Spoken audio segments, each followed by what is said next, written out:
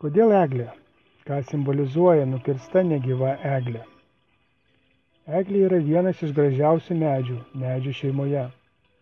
Jos tiesus kamienas tiesiog stiebėsi į dangaus aukštybės, o šakų išdėstymas suformuoja tarsi laiptus, vedančius į dangų. Ji yra gyvenimo simbolis, nes skirtingai nuo kitų medžių ji žaliuoja ištisus metus, visus 12 mėnesių. Turi savo išskirtinį kvapą, kuris atskleidžia jos išskirtinumą. Dar ji yra savo tautos, miško medžių sanitarė. Ji rūpinasi, kad infekcijos ir lygos neužpultų jos tautos. Ji išskiria fitoncidus, tai biologiškai aktyvios medžiagos, kurios naikina bakterijas, parazitus ir grybus arba stabdo jų augimą. Grynina ir švarina orą, kuriuo kvėpuoja visa kūrinyje. Savo grožiu ir nauda ji yra tobulas Dievo kūrinys.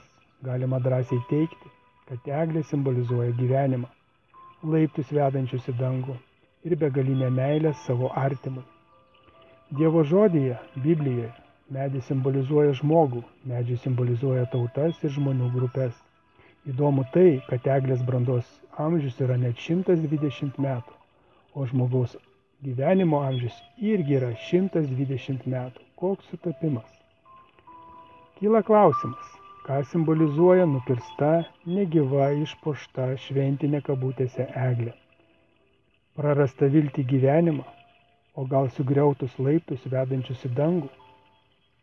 Ar pasmerktą meilę savo artimui?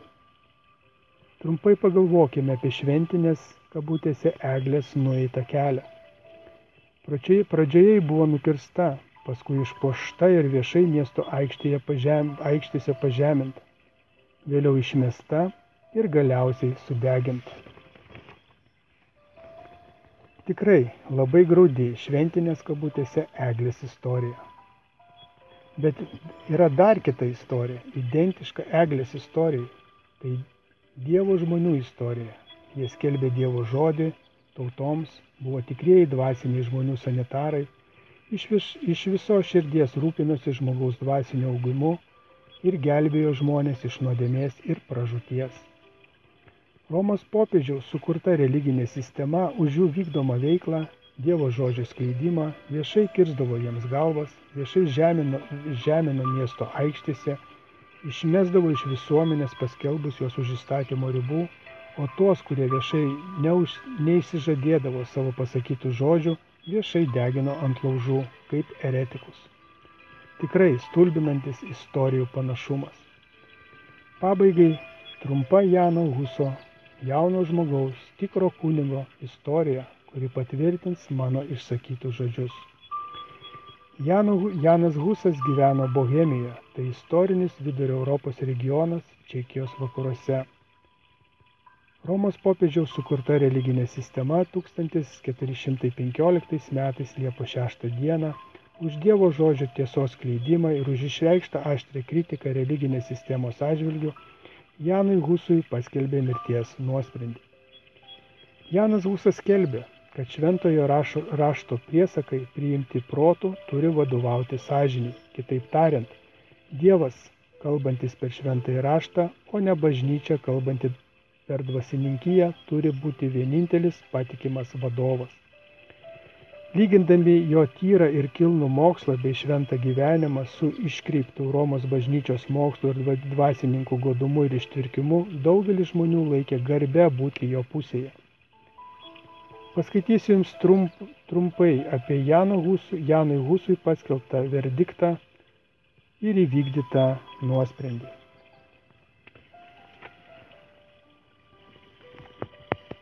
Paskutinį kartą Janas Husas stojo prieš susirinkimą. Tai buvo didelė stulbinanti draugija. Imperatorius, imperijos kunigaikščiai, karalių atstovai, kardinolai, vyskupai, prelatai, didelė minia žmonių, kurie atėjo stebėti tos dienos įvykių.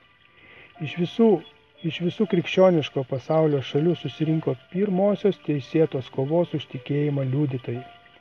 Pakviestas tarti paskutinį žodį, Husas paskelbė, kad neįsižadės savo žodžių ir nukreipęs skvarbų žvilgsnį į monarchą, kuris taip begėdiškai sulaužė į savo pažadą, tarė: Aš nusprendžiau savanoriškai stoti prieš šį susirinkimą ir ir čia esantis imperatorius man žadėjo man apsaugą. Kai susirinkusių akis nukrypo į didiką, Zigmantas smarkiai išraudo. Paskelbus nuosprendį prasidėjo pažeminimo ceremonija. Vyskupai aprengė kalinį dvasininko drabužiais. Priimdamas dvasininko apdarą, Husas tarė, kaip mano viešpatį Jėzų Kristų vedė nuo Erodo pas Pilotą, jis buvo aprengtas baltu apdaru, kad būtų pažemintas. Dar kartą paliepus, kad atšauktų savo žodžius, jis kreipėsi į žmones ir tarė, kaip aš tuomet žiūrėsiu į dangų, kaip aš galėsiu pažiūrėti į akis daugybei, kuriai skelbiau Evangeliją.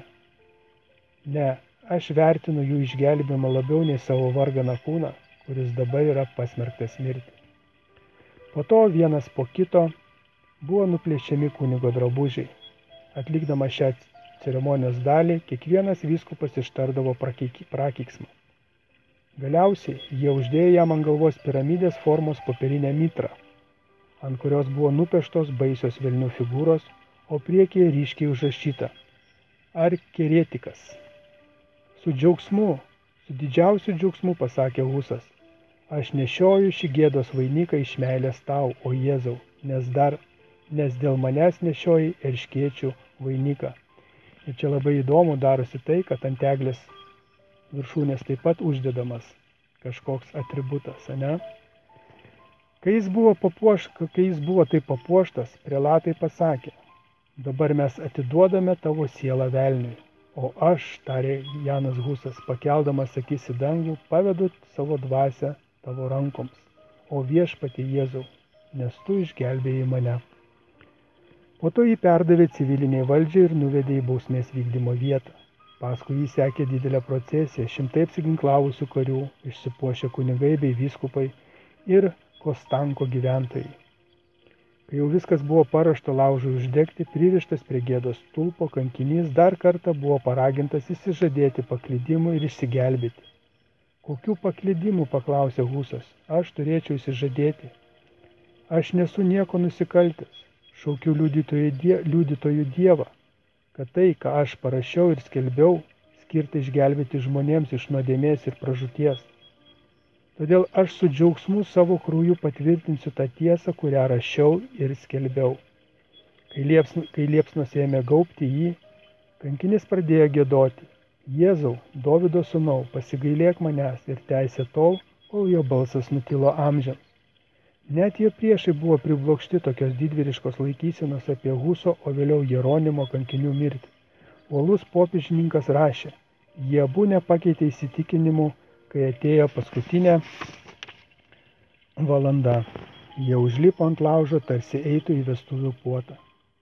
Iš jų lūpų nepasigirdo nei vienas skausmo šūksnis. Kai pradėjo kilti liepsnos, jie giedojo ir net įsisiautėjusi liepsna ne iš karto pajėgė nutildyti giesmės. Kai Huso kūnas visiškai sudegė, pelenai kartu su žeme buvo surinkti ir įmesti į Reiną, o iš ten nuplukdyti į vandenyną.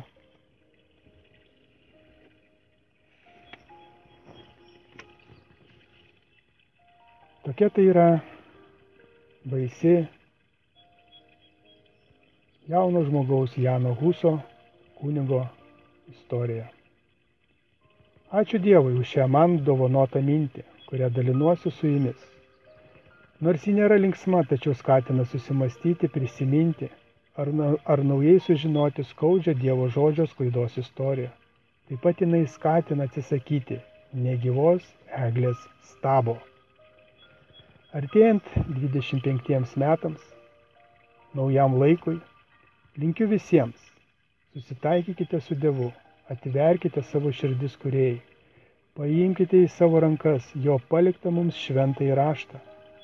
Tai yra gyvenimo knyga. Sukurkite glaudų artimą santykį su kūrėju, pakeiskite gyvenimo būdą ir pasukite savo gyvenimo taką gyvenimo keliu kartu su Dievu. Ačiū, kad klausėte, mano brangus draugai, tikėjimo broliai ir sesės, giminės ir žmonės, kurių nepažįstu, bet žiūri šitą mano įrašą. Būkite visi kartu su Dievu. Ačiū visiems. Iki.